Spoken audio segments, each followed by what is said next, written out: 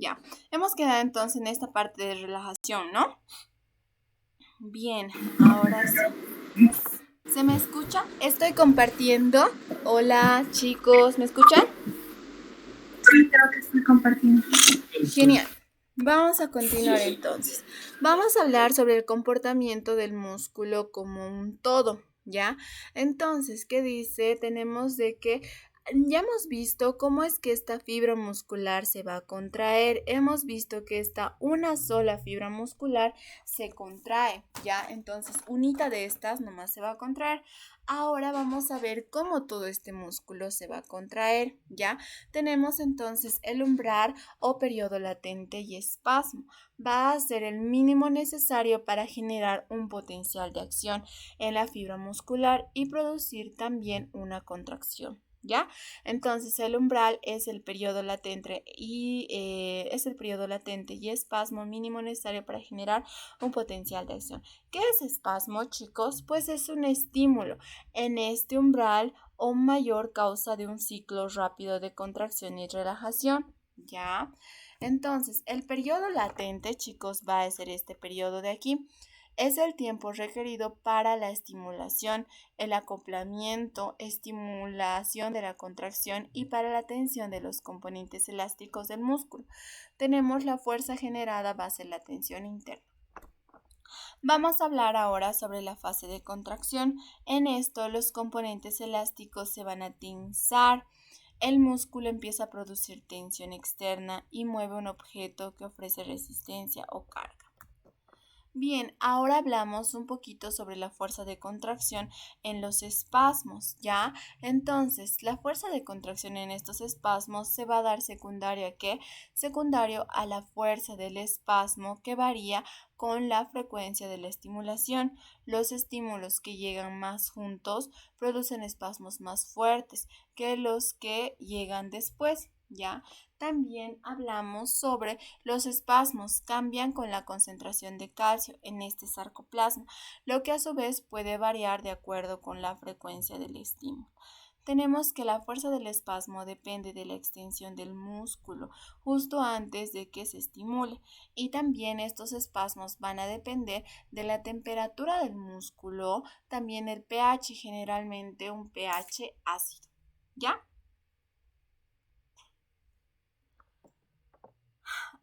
Bien, hablando un poco sobre esto, lo que son las contracciones isoméricas y también contracciones isotónicas. Ya, entonces hemos visto que las contracciones del músculo no solamente va a ser un acortamiento de este músculo, sino que también puede ser que el músculo está produciendo una tensión interna, mientras nosotros vamos a tener una resistencia externa que hace que mantenga la misma longitud o que se vuelva más largo. Por ejemplo, chicos, cuando ustedes agarran una pesa como la chica de la primera imagen, ven que el músculo se está tensando, o sea, solo están agarrando y se tensan, no están haciendo ningún movimiento. Y al tensar este músculo, ¿qué es lo que pasa? Pues vamos a tener una contracción isométrica, ¿ya? Que es una contracción sin cambio en la longitud, pero sí en la tensión.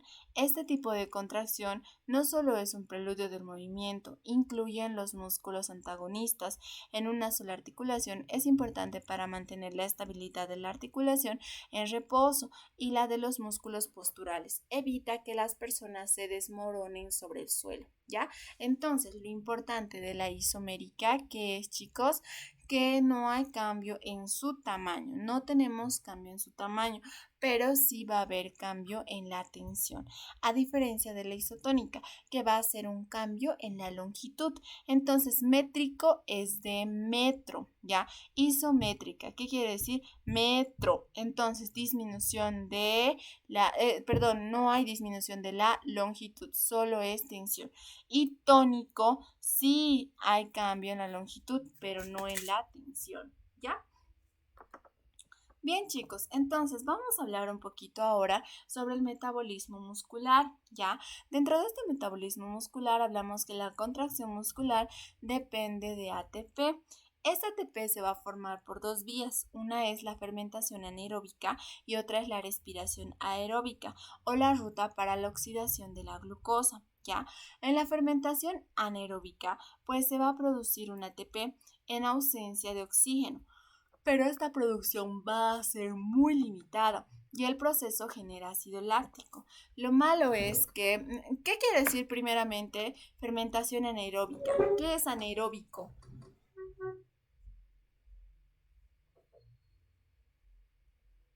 Que no tiene aire. Súper.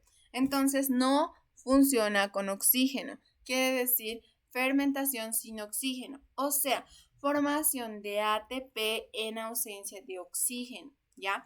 Entonces se va a formar ATP, como también se llama la formación de ATP sin oxígeno y con glucosa. ¿Cómo se llama? Aeróbica. ¿Cómo se llama? La glucólisis. Glucólisis anaerobia, chicos. Esto ustedes ya lo han visto en biología celular, ya los antiguos igual. Entonces, chicos, se va a producir ATP en ausencia de oxígeno, ¿ya? Pero esta producción va a ser limitada. Lo malo es que al producir ATP voy a tener ácido láctico. El ácido láctico es muy malo porque nos produce fatiga muscular, ¿ya? La respiración aeróbica, ¿qué quiere decir aeróbica? Con aire. Con oxígeno. Muy bien. Entonces, muy bien, entonces va a utilizar oxígeno, ¿verdad? Y a esto se llama la respiración aeróbica, o sea, la ruta para la oxidación de glucosa, que dice de que se produce más ATP que una fermentación anaeróbica. Sí, no produce nada de ácido láctico, genial, pero requiere continuamente de oxígeno, la mayor parte durante el reposo. Entonces, en aquí vamos a hablar de 3 tipos de energía. ¿Ya? Nosotros tenemos la energía inmediata, tenemos la energía a corto plazo y la energía a largo plazo. Vamos a hablar de la energía inmediata, ¿ya? Por ejemplo, chicos, cuando yo realizo un ejercicio corto, intenso, como una carrera de 100 metros planos, la mioglobina de mi fibra muscular nos va a proporcionar oxígeno para una cantidad limitada de respiración aeróbica al inicio, ¿ya? Pero este suministro de oxígeno se va a agotar, ¿ya? Entonces después recién va a formar lo que es la glucólisis anaerobia y luego lo que es el sistema respiratorio cardiovascular. Entonces, chicos, vamos a ver que primero se va a gastar ¿qué cosa? Pues el oxígeno que está administrado en la mioglobina. Se gasta primero eso, ¿ya? Entonces, cuando ya no tenemos eso, vamos a tener lo que es la energía a largo plazo. Pero primeramente, vamos a ver que el músculo satisface la mayor parte de sus necesidades de ATP tomando grupos prestados de fosfato, ¿de dónde? De la miosina. La miosinasa va a transferir un grupo de fósforo al ADP, convirtiéndole así en ATP. También tenemos la creatina sinasa, que transfiere un grupo de fósforo al ADP de la creatina fosfato, ¿ya? A este sistema se llama el sistema de los fosfógenos, ¿ya, chicos? Entonces, gracias a este sistema de los fosfógenos nos ayuda hasta conseguir lo que es unos 10 segundos a 15 segundos de poder correr, ¿ya? Entonces, primero, ¿qué pasa? Primero vamos a tener la respiración aeróbica que emplea el oxígeno de la mioglobina. Sí, cuando nosotros corremos. Esto, por ejemplo, ustedes están en una maratón, están en el estadio, van a correr 100 metros, ¿ya? Entonces, al correr 100 metros, durante los primeros de 0 a 10 segundos, primero funciona la respiración aeróbica, que emplea oxígeno de la mioglobina. ¿Ya? Después, cuando se termina esta reserva de oxígeno, empieza el sistema de los fosfógenos. Entonces, se transfiere un fosfato, se va a transferir un fosfato al ADP, ¿ya? De la miosinasa y también gracias a la enzima creatinsinasa de la creatina fosfato. Después vamos a tener la energía a corto plazo. Entonces, cuando ya pasa los 10 a 15 segundos, se activa esta energía a corto plazo. La energía a corto plazo, chicos, se va a dar por el sistema glucógeno ácido láctico o por la fermentación anaeróbica para ganar tiempo. ¿Ya? Entonces, esta va a generar dos moléculas de ATP por cada molécula de glucosa y también ácido láctico. Entonces, este sistema glucógeno ácido láctico nos ayuda durante 30 a 40 segundos de esta actividad máxima, ¿ya? Después de esto, chicos, recién va a hacer el efecto lo que es el sistema respiratorio y el sistema cardiovascular. Entonces, después de los 40 segundos que estamos corriendo, recién va a hacer efecto esta energía a largo plazo, ¿ya?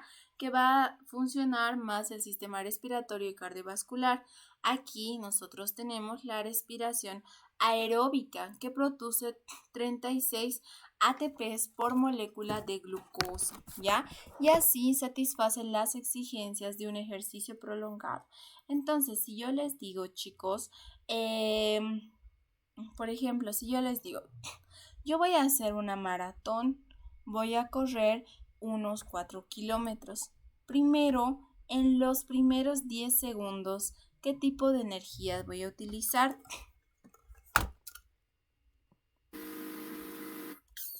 Aeróbica. Aeróbica. Muy bien, anaeróbica, pues chicos, anaeróbica. Durante los primeros 10 segundos, ¿qué tipo de energía voy a utilizar? Primero, voy a utilizar ¿qué cosa? Ah, sí, la aeróbica, sí, perdón chicos, sí. Voy a utilizar energía inmediata, pero primero la aeróbica. Bien, están en lo correcto. ¿Por qué? Porque voy a emplear el oxígeno que estaba en la mioglobina. Bien. Después, chicos, después de los 10 a los 15 segundos, ¿qué utilizo? ¿Qué sistema utilizo? ¿Quién me ayuda a formar ATP? ¿Qué está en el glucógeno? Sistema de los fosfógenos, de los 10 segundos, ¿ya? Entonces, el sistema de los fosfógenos, ¿qué había sido, chicos? Transferir un fósforo al ADP gracias a la miosinasa y a la creatinsinasa. ¿Ok? Entonces, cuando yo corro 40 a 30 segundos, ¿qué utilizo? ¿Qué sistema, qué vía de energía utilizo? El sistema de glucógeno ácido láctico en la fermentación anaeróbica. Bien, el sistema de glucógeno y ácido láctico. Después de que pasa 40 segundos, chicos, ¿qué ya también utilizo? ¿Qué tipo de respiración utilizo? El sistema respiratorio cardiovascular. ¿Y qué voy a hacer? ¿Una respiración? Cardiopulmonar. Bien, pero ¿cómo se llama este tipo de respiración? ¿Será aeróbica? Muy bien. ¿Cuántas moléculas de ATP yo obtengo? 36. 36 ATP por molécula de glucosa. Genial. Muy bien. Entonces a todo esto se llama el metabolismo muscular, ¿ya? Bien. Vamos a hablar ahora sobre la fatiga y la resistencia, ¿ya? ¿Qué es la fatiga? La fatiga muscular es la debilidad progresiva y la pérdida de la capacidad de contracción que se debe al uso prolongado de los músculos, ¿ya? Entonces, esta fatiga se va a deber por dos cosas. Cuando nosotros hacemos ejercicio de alta intensidad y corta duración, ejemplos, cuando corremos y hacemos carrera de velocidad, por ejemplo, en los 100 metros, ¿ya? Y también vamos a tener la de baja intensidad y larga duración, o sea, cuando yo hago una maratón. Entonces, en la de alta intensidad y corta duración, ¿a qué se va a deber esta fatiga? Pues a la acumulación de fosfato. Cuando hemos visto cada potencial de acción libera la acumulación de potasio, ¿no? Fosfato, potasio. Vamos a ver que cada potencial de acción libera potasio del sarcoplasma líquido extracelular. Sí, entonces esto va a reducir el potencial de membrana, o sea, lo va a reducir, ya no va a ser positivo, va a ser más negativo. y la fibra muscular hace que sea menos propensa a la estimulación. Entonces, esto resulta muy significativo más que todo en los túbulos T. Cuando nosotros se eleva más que todo lo que es potasio, entonces va a seguir estimulada la célula muscular, ¿ya? Vamos a hablar ahora sobre la acumulación del ácido láctico. Entonces, el ácido láctico es una sustancia que se acumula en la fibra muscular y cambia el pH, pues reduce el pH, lo vuelve más ácido. Entonces, eso imposibilita el manejo de los iones de calcio dentro de la célula, ¿ya? Hablamos también de la acumulación de ADP y también de fósforo. Entonces, aquí nosotros vamos a tener la hidrólisis, perdón,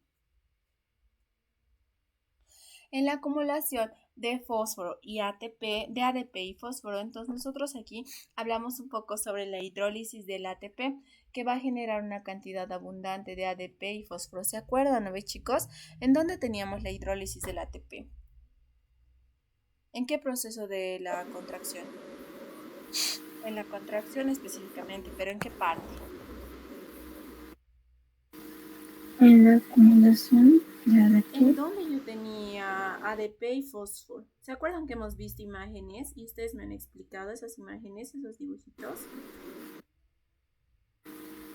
Sí. ¿En qué parte, chicos? ¿En qué parte yo tengo acúmulo de ADP y también fosfato?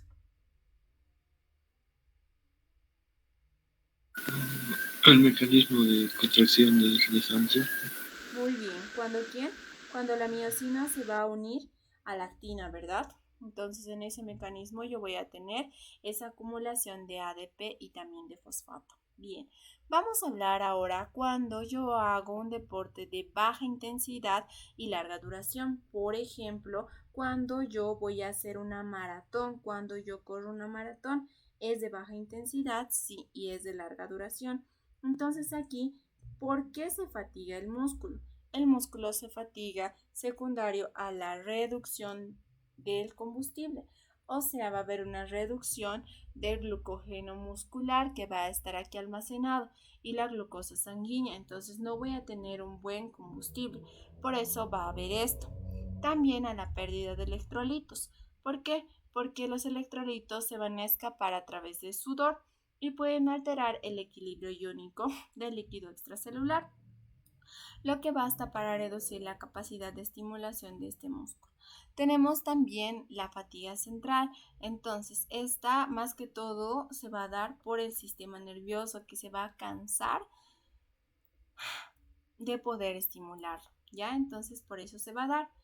Vamos a hablar ahora sobre las clases de fibras musculares, ¿ya, chicos? Entonces, la clasificación fisiológica de estas fibras musculares.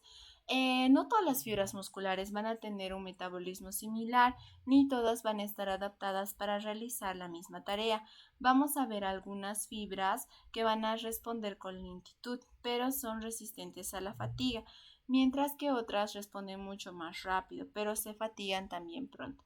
Dentro de estas tenemos dos tipos de fibras. Una de ellas es la fibra de tipo oxidativo lento, fibra glucolítico rápido, ¿ya? Entonces, vamos a hablar que esta fibra oxidativa lenta de espasmos rápidos son rojas y son de tipo 1. Entonces, estas fibras van a tener cantidad abundante de mitocondrias, sí, también van a tener cantidad abundante de mioglobina y capilares sanguíneos, ¿ya? Y por tanto van a ser de color rojo intenso.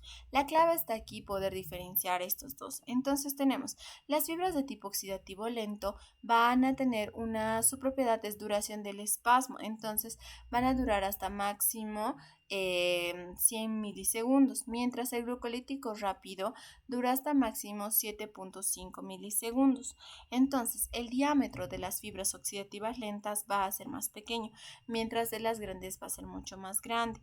Estas oxidativas lentas van a sintetizar lo que es ATP, entonces van a tener una respiración aerobia, por eso dice oxidativo lento. Y glucolítico rápido, ¿qué tipo de respiración harían para poder producir ATP? Anaeróbica. Anaeróbica. Anaeróbica, muy bien. Entonces, vamos a hablar que van a tener resistencia a la fatiga. Las fibras lento-oxidativas van a tener muy buena resistencia a la fatiga, a diferencia de las fibras glucolíticas rápidas. ¿Quiénes hacen más hidrólisis de ATP? Las glucolíticas rápidas. Entonces, el contenido de mioglobina va a estar mucho más abundante en el oxidativo lento, ¿ya?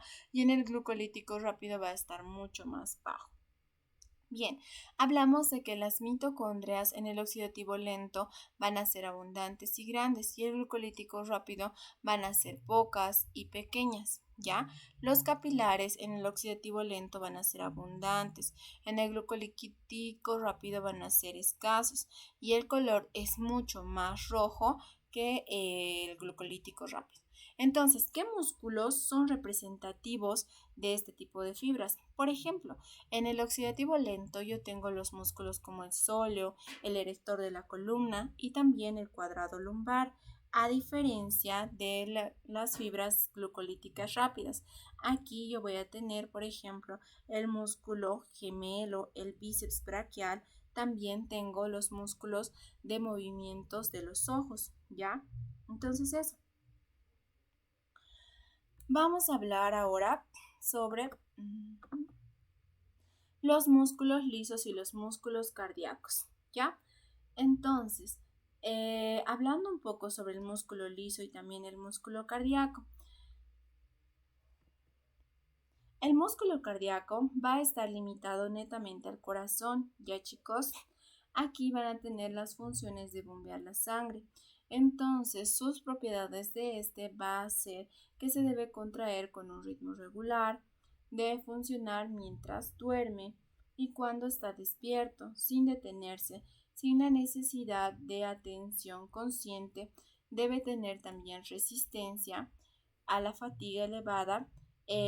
También tenemos que las fibras musculares, que se van a llamar los cardiocitos de una determinada cámara cardíaca, estos deben contraerse en uno solo, o sea, deben contraerse en unison, ¿ya? De modo que la cámara pueda expeler de manera efectiva la sangre. Y cada contracción debe durar lo suficiente para expeler la sangre desde estas cámaras, ¿ya? Estas van a ser propiedades clave de este músculo cardíaco. Este músculo cardíaco es estriado, sí, pero va a contener cardiocitos que van a ser mucho más cortos, ¿ya? A diferencia de las fibras musculares estriadas, son más cortos, son más gruesos. Los cardiocitos se unen en el extremo mediante enlaces a los que se denomina discos intercalados. Estos se van a unir entre los cardiocitos a través de los discos intercalados, ¿ya? Estos tienen un aspecto de línea más oscura en los cortes tisulares teñidos. Un disco intercalado vamos a ver que tiene uniones intercelulares comunicantes que permite que cada miocito estimule de manera directa a su vecino y uniones mecánicas que van a evitar que estos miocitos se separen y el corazón se contrae en uno solo, ¿ya? Vamos a hablar también que estos miocitos, estos músculos, estos cardiocitos, su retículo sarcoplasmático está menos desarrollado, ¿ya? Que el músculo estriado, pero los túbulos T son mucho más largos, también admiten calcio y este músculo cardíaco, cuando está dañado, se repara mediante lo que es la fibrosis, o sea, no se repara regenerándose nuevas células musculares, sino directamente nos da fibrosis. Es por eso que en los pacientes que van a tener paro cardíaco, generalmente empieza a darles lo que es la fibrosis, ¿ya? La diferencia con el músculo estriado del cardíaco también es que se contrae sin necesidad de estimulación nerviosa. No necesita estimulación nerviosa. ¿Por qué? Porque contiene una marca de pasos integrados que emite una onda rítmica de estimulación eléctrica.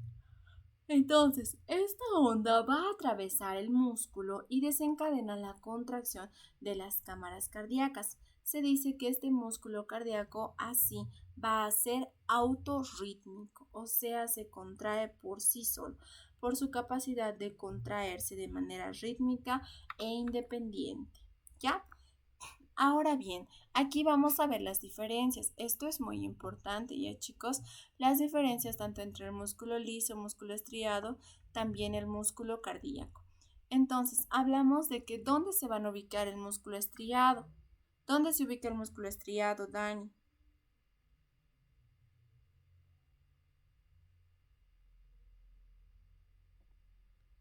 Dani, Maisa, Maya, ¿dónde se encuentra el músculo estriado? Músculos esqueléticos, o de la zona con esquelética. Muy bien, en los músculos esqueléticos. ¿Por qué? Porque son voluntarios. Bien. ¿Dónde encuentra el músculo cardíaco, Dani? En el corazón. Muy bien, en el corazón. ¿Y dónde voy a encontrar músculo liso? ¿Dónde encuentro músculo liso, chicos? Las paredes viscerales, las venas. Súper, en las paredes viscerales y vasos sanguíneos, ¿verdad? También en el iris del ojo. ¿Dónde más encuentro? Dani, Las arterias del labio. ¿dónde más?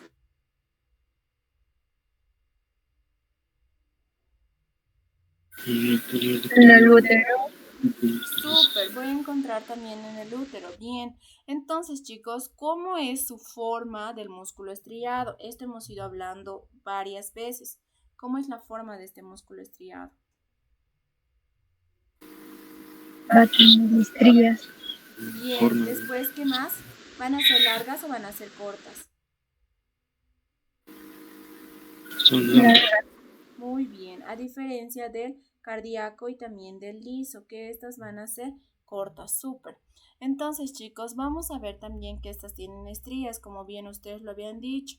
El músculo estriado tiene estrías, lo característico. Se ve esa estructura en forma de estrías.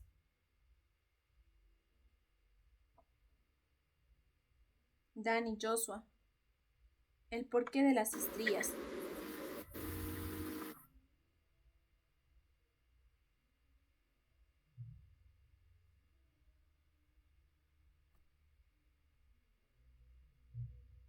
Josué, Dani, ¿por qué las estrías? Hemos hablado en un inicio. ¿Por qué se forman las estrías?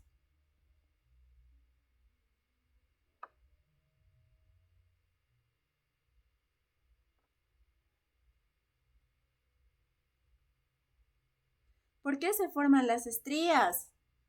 Porque teníamos bandas intercaladas, ¿verdad? Las bandas A y también las bandas H, ambas estaban intercaladas y le daban ese aspecto de estrías, ¿verdad?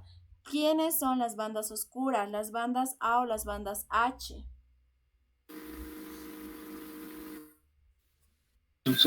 Las bandas H. Las bandas A o las bandas H son las bandas oscuras, chicos.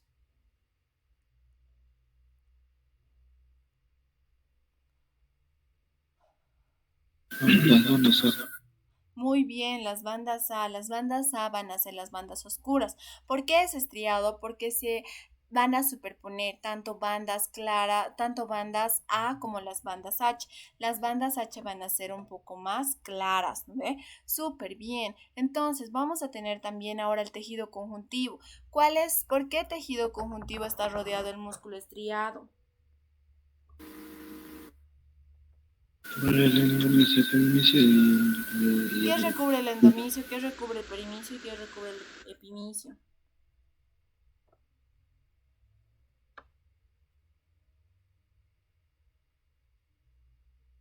¿Qué recubre?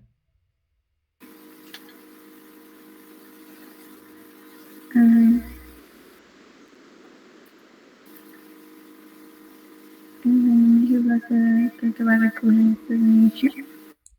¿Qué recubre el endomisio, chicos? ¿A quién cubre? todo el músculo. El endomisio.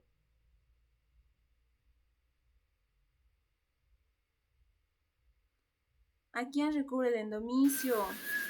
Las fibras musculares. Bien, a las fibras musculares, no a todo el músculo. El perimisio, ¿quién recubre? Los fascículos. inicio, ¿quién va a ir a recubrir? A todos los músculos. Bien, entonces no se olviden eso, chicos, ¿ya? Súper. Entonces, chicos, el músculo cardíaco va a tener solo endomisio. El músculo liso también solo tiene endomisio, ¿ya? El retículo sarcoplasmático va a estar abundante en el músculo estriado. En el cardíaco solo puede estar si el liso va a ser escaso. Los túbulos T están presentes en el músculo estriado, sí. También en el músculo cardíaco y va a estar ausente en el músculo liso, ¿ya? Vamos a hablar también que las uniones comunicantes van a estar ausentes en el músculo estriado, a diferencia del músculo cardíaco que está presente gracias a los discos intercalares, ¿ya? Y en los músculos lisos está presente en el músculo liso de una sola unidad. Autorritmicidad, el músculo estriado va a tener autorritmicidad, perdón, no va a tener autorritmicidad. ¿Quién es el que tiene autorritmicidad? El cardíaco y también el liso. Los filamentos delgados van a estar en los discos Z, se adjuntan a esto en el músculo cardíaco y en el estriado, a diferencia del músculo liso que van a estar en los cuerpos densos, ¿ya? Tenemos las proteínas reguladoras, estas son la tropomiosina, la troponina, también en el músculo estriado y en el músculo cardíaco vamos a tener la tropomiosina y también la troponina, a diferencia del músculo, perdón, el cardíaco troponina, tropomiosina y en el liso vamos a tener la calmodulina, miosina, sinasa de cadena ligera, ¿ya? Las fuentes de calcio del músculo estriado son el retículo sarcoplasmático y del músculo liso es el líquido extracelular. Bien, entonces chicos, vamos a hablar un poco más sobre este músculo liso, ¿ya? Entonces, este músculo liso, primeramente decimos que es un músculo involuntario, ¿ya? Entonces, este no tiene estrías, no tiene esas bandas alteradas que habíamos visto. Las bandas A y también las bandas H, no tiene nada de eso. Entonces, ¿en qué tejidos yo tengo músculo liso, chicos? ¿En dónde encuentro músculo liso? En los órganos, el pelo. ¿En dónde más?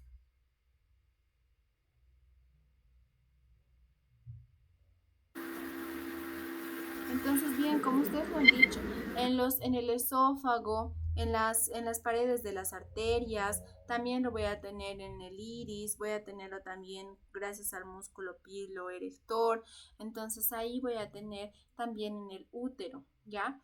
Este músculo no siempre va a estar inervado, este músculo liso, pero cuando está, vamos a tener un suministro nervioso que va a ser netamente autónomo, ¿ya? Como el del corazón. Entonces, las fibras nerviosas autónomas no van a formar uniones neuromusculares, sino estas fibras nerviosas van a formar lo que se llama protuberancias periódicas llamadas varicosidades, ¿ya? Estas varicosidades van a tener vesículas sinápticas de las que liberan neurotransmisor, ¿ya? Generalmente el neurotransmisor va a ser la norepinefrina, ¿ya? Entonces estos miocitos no van a tener una placa motora, o sea, no tienen una unión neuromuscular, sino que si no tienen receptores para neurotransmisores, sí, que van a estar dispersos en toda la superficie.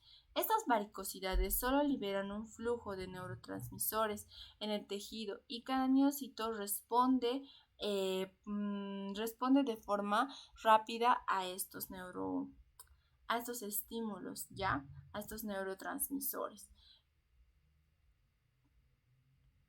Entonces eso, chicos, ¿cómo va a ser la estructura de los miocitos? Los miocitos de los músculos lisos van a ser más fusiformes. Generalmente van a medir entre 10 a 15 microgramos de ancho en la parte media y se reduce a un punto en cada extremo. Por lo general llega a medir de 30 a 200 micrómetros de longitud, pero también suele medir hasta 500 micrómetros en el útero de las embarazadas. Hablamos que solo hay un núcleo localizado cerca de la parte media de estas células. También el retículo sarcoplasmático va a ser escaso y no vamos a tener los túbulos T, ¿ya? Los filamentos gruesos y delgados van a estar presentes, pero no vamos a tener estrías, ¿ya? Entonces no tenemos esa formación específica de las estrías, de las bandas A y también de las bandas H. Los discos Z van a estar ausentes. ¿Cuál era la función de los discos Z?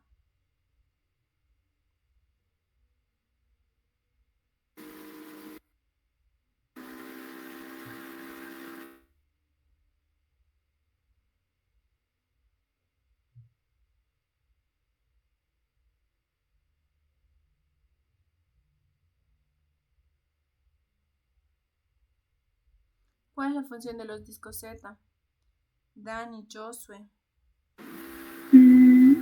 Van a producir actina, tropomicina, ¿Qué hacen los discos Z? ¿De dónde a dónde? ¿Qué es un sarcómero? ¿Qué es un sarcómero?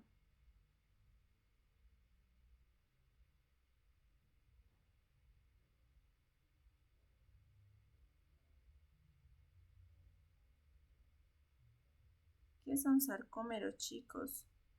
Es la unidad contráctil y funcional de la fibra muscular. Muy bien. ¿Y de dónde a dónde va este sarcómero? Desde un disco Z hasta otro disco Z. ¿Ya? Entonces, chicos, estos discos Z sirven ¿para qué? Para que las fibras de actina o los filamentos delgados se adhieran a estos músculos, ¿ya? Se adhieran a estos y se puedan adherir gracias a proteína. Una de estas proteínas, ¿cómo se llama esta proteína? Que hace que los filamentos delgados se adhieran a los discos Z. ¿Cómo se llama esta proteína, chicos?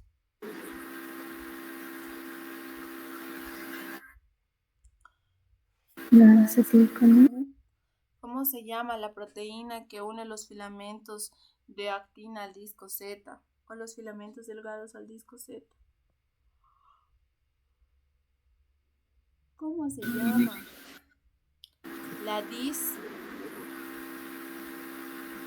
La distrofina, ya chicos, se va a llamar la distrofina. Ya, entonces también hablamos que en el lugar de estos discos Z van a haber placas de proteína que se denominan cuerpos densos, ¿ya? Entonces ahí vamos a tener también los cuerpos densos. Algunos de estos cuerpos densos van a estar relacionados con la cara interna de la membrana plasmática y otros están dispersos por todo el sarcoplasma, ¿ya? Vamos a ver los tipos de músculo liso. Entonces, el músculo liso muestra diversos tipos. Entre estos vamos a tener al músculo multiunitario y también unitario. El músculo liso multiunitario existe en algunas arterias, vías pulmonares largas y también en los músculos piloerectores, ¿ya? Que controlan, ¿dónde está el músculo piloerector, chicos?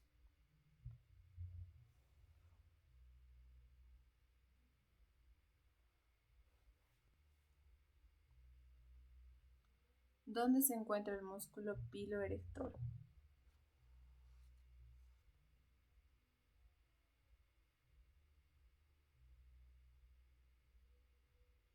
¿Dónde se encuentra el músculo piloerector? Es sistema tegumentario. ¿Dónde se encuentra? Se va a encontrar, ¿qué quiere decir pilo? Pilo es piel. Erector es que va a hacer parar los pelitos de mi piel cuando yo sienta frío, entonces ahí se va a contraer, ¿ya? Entonces estos son músculos lisos multiunitarios. Su inervación va a ser autónoma, sí, y va a tener esta inervación autónoma y va a hacer de que estos miocitos se puedan llegar a contraer. ¿Ya? Entonces hablamos ahora, este músculo liso multiunitario no genera potenciales de acción y puede contraerse en respuesta a cambios eléctricos variables. Vamos a hablar ahora del músculo liso unitario. El músculo liso unitario, pues este se va a encontrar en los vasos sanguíneos, en el tubo digestivo, las vías respiratorias y urinarias, el aparato reproductor femenino. Los miocitos de este tipo de músculo liso unitario forman enlaces, ya que van a ser enlaces eléctricos en las uniones intercelulares comunicantes. Estos permiten estimularse de manera directa entre sí, de modo que un gran número de células se contraen como si fuera toda una unidad. Por eso se llama un músculo liso unitario. La estimulación de este músculo liso, ¿a través de qué se va a dar esta estimulación? Pues se va a dar a través de el primero, clave, el músculo liso carece del complemento suministro nervioso, entonces no tiene esta unión neuromuscular, ¿ya? Entonces, ¿cómo se va a estimular? Por fibras nerviosas autónomas y neurotransmisores. Por ejemplo, el nervio parasimpático va a secretar acetilcolina y estimula la movilidad gastrointestinal. Los nervios simpáticos secretan norepinefrina, que dilatan las arterias coronarias del corazón. Entonces así se va a ir dando. En las sustancias químicas, este músculo liso no reacciona con neurotransmisores, sino también con hormonas. Por ejemplo, el dióxido de carbono, el oxígeno, el óxido nitroso, entonces van a estimular estos cambios químicos, ¿ya? La hormona oxitocina estimula las contracciones del útero durante el parto y la histamina relaja el músculo liso de estas arterias. Tenemos la temperatura. El frío va a inducir a la contracción del músculo suave, lo que produce la erección de los pelos y también la rigidez. El estiramiento también nosotros lo vamos a tener en el estómago, la vejiga, cuando se contrae, secundario a la orina y también a la comida. Vamos a hablar también de la autorritmicidad.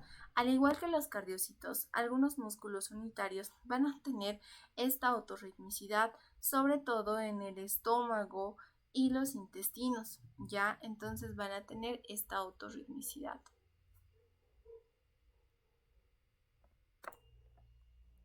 Vamos a hablar un poquito más sobre lo que es la contracción y también la relajación de estos músculos, ¿ya? De este músculo liso. La contracción de este músculo liso, pues primeramente es calcio, es el que inicia la contracción. En lugar de unirse a la troponina, este calcio se va a unir a una proteína llamada calmodulina. Entonces, vamos a ver que calcio va a ingresar tanto del líquido extracelular y también del retículo sarcoplasmático, ¿ya?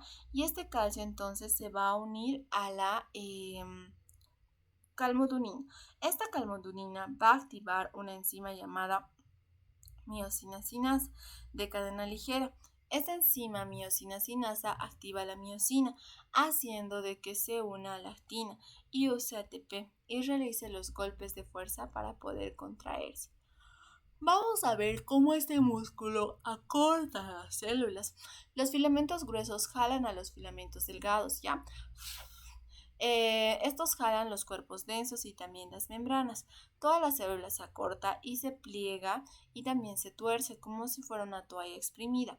Entonces vamos a ver que esta velocidad de contracción del músculo liso va a ser lento. Generalmente el periodo latente va a ser de 50 a 100 milisegundos y la tensión máxima es de 0,5 segundos. La relajación va a ser de 1 a 2 segundos. Entonces va a ser una contracción lenta. ¿Por qué? Porque la ATPasa miosina va a ser es lenta. Entonces estas funcionan sobre las bombas que sacan el calcio, también son lentas.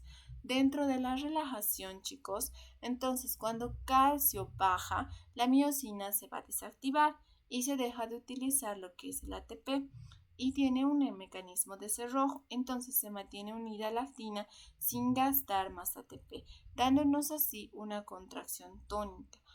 Este músculo liso puede mantenerse de esta forma así, lo que va a ser contraído, ¿ya? Bien, chicos, hasta aquí todo está bien. ¿Tienen alguna duda? ¿Está bien, chicos?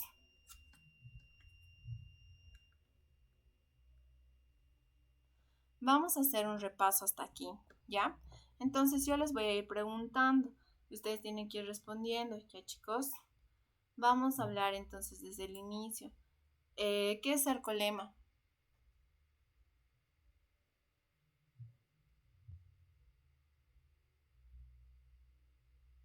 Es la membrana plasmática. ¿Qué es sarcoplasma? El citoplasma de la célula. Bien, ¿qué es glucógeno?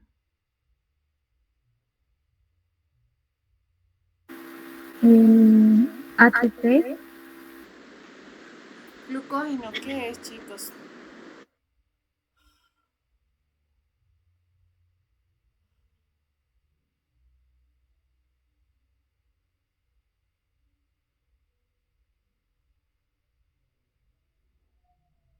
¿Qué es glucógeno?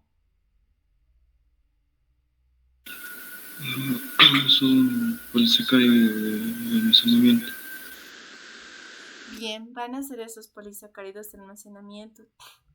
¿Qué es el retículo sarcoplasmático? Va a ser el retículo endoplasmático liso. Muy bien, donde tiene alta cantidad de calcio dentro de sus túbulos terminales. ¿Qué es una miofibrilla?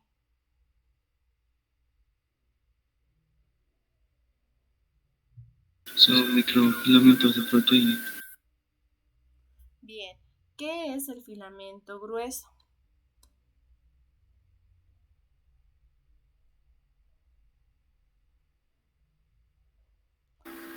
Es aquel que va a estar formado por la miosina.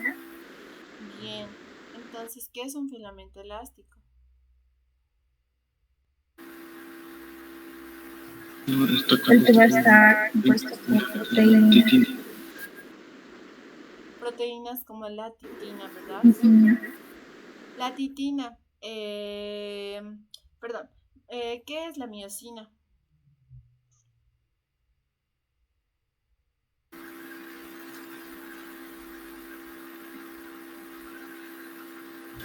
Son proteínas que se llaman panas de Golgi, tienen un gran palo y una cabeza globular. Bien. ¿Qué es la actina F?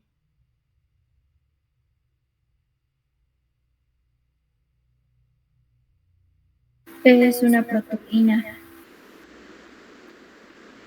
Proteína fibrosa. ¿Cuál es la diferencia entre la actina F y la actina G? Que la actina G va a ser tipo globular y la F que va a ser de tipo fibrosa, pero con cadenas. Ya, entonces la F, chicos, no se olviden que va a ser la forma inactiva, o sea, cuando está unida a la tropomiosina, y la G va a ser cuando es la forma ya libre, con sus sitios de acción que van a estar libres. ¿Cuáles son las proteínas reguladoras? La tropomiosina, la troponina, La troponina. titina y la disolfina. La tropomiosina, ¿qué es? Es una fibra reguladora.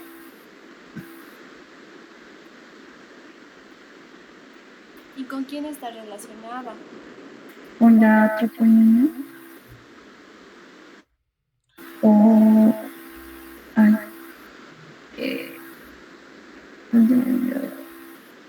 la línea Z. ¿Cómo se llaman cómo se llama? En las bandas A que tengo y en las bandas H, que es lo que yo tengo. En las bandas A y en las bandas H tenemos filamentos gruesos, donde podemos encontrar la miosina. ¿Qué más? En las bandas A específicamente, ¿de qué color son? De un color oscuro. Las bandas las bandas A van a ser de color oscuro, sí. Las bandas H son más claras y netamente en estas bandas H que se encuentran. Filamentos gruesos. Bien, Bien, entonces los filamentos gruesos. Bien, entonces chicos, hablando un poco sobre la línea M. ¿Qué es la línea M? Es la línea que se va a encontrar en la parte de los filamentos gruesos. Está relacionado con eso. Mediante un complejo de proteínas transversas. Súper. ¿Qué es el disco Z?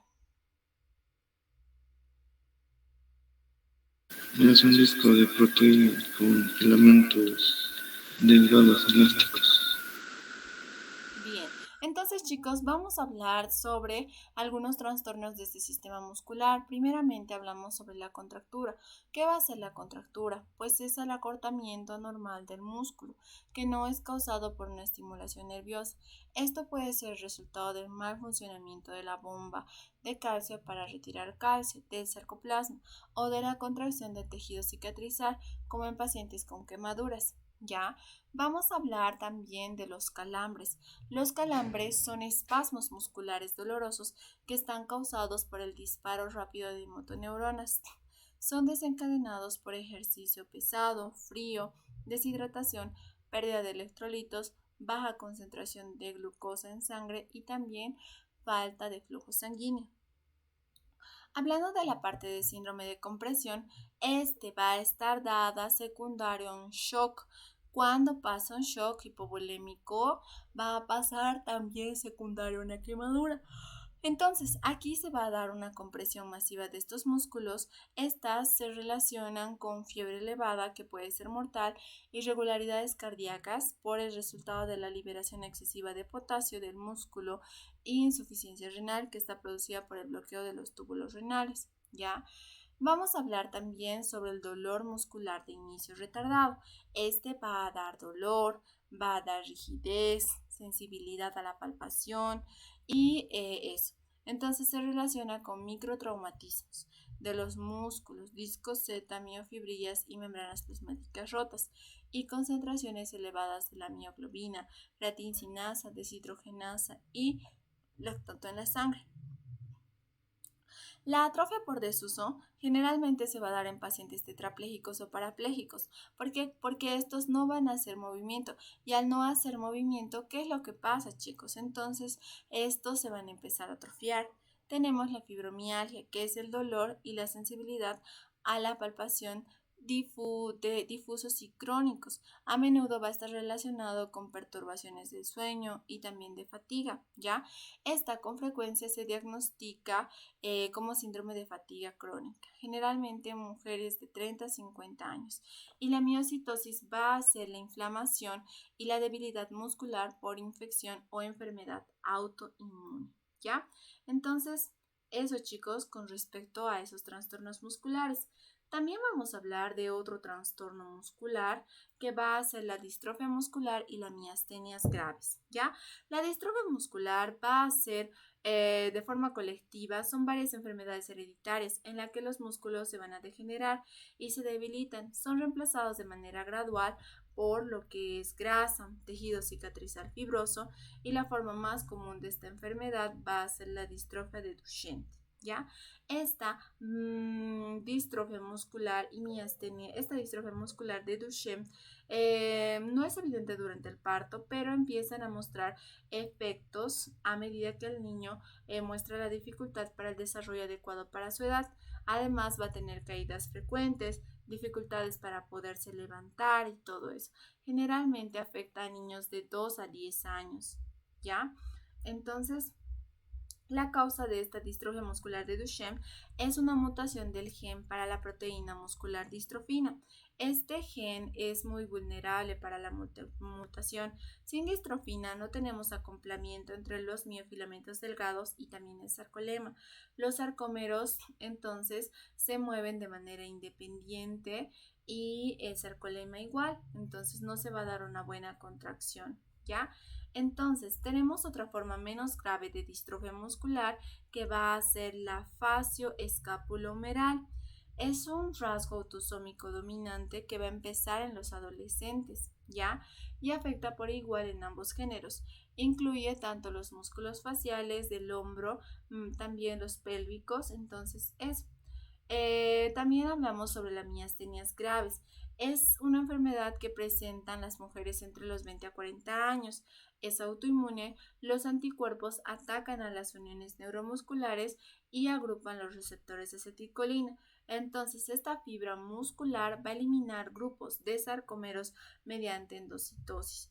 Las fibras musculares se vuelven cada vez menos sensibles a las de acetilcolina. Los efectos suelen aparecer primero en los músculos faciales y por lo general incluyen caídas de los párpados y también visión doble. ¿Ya? Lo malo es que esto puede llegar hasta dificultad para poder deglutir, debilidad de las extremidades y escasa resistencia física. ¿Ya, chicos? Eso es lo malo. Entonces, esta miastenia grave se va a tratar con inhibidores de la colinesterasa, que son fármacos que van a evitar que funcione la acetilcolinesterasa. ¿Ya? Entonces, generalmente con eso. Eso sería, chicos, entonces con respecto al capítulo número 11. Hasta aquí, ¿tienen alguna duda? ¿Todo está bien?